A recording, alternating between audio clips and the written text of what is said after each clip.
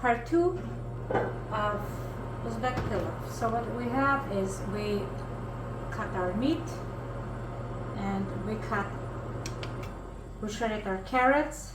We have 2 tablespoons of oil, olive oil. I use olive oil. We're going to warm it up.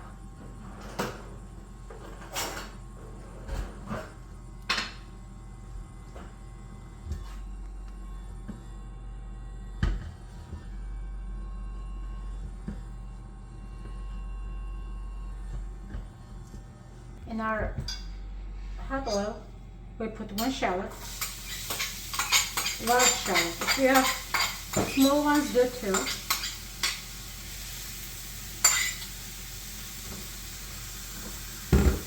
We have 1 large carrot, shredded, peeled, shredded, goes in.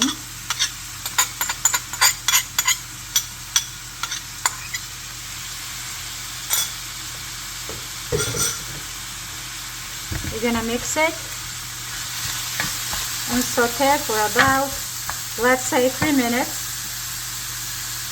I have an induction stove, so I put it on the 7. That's kind of medium high. 7 would be medium high because the 9 is the highest.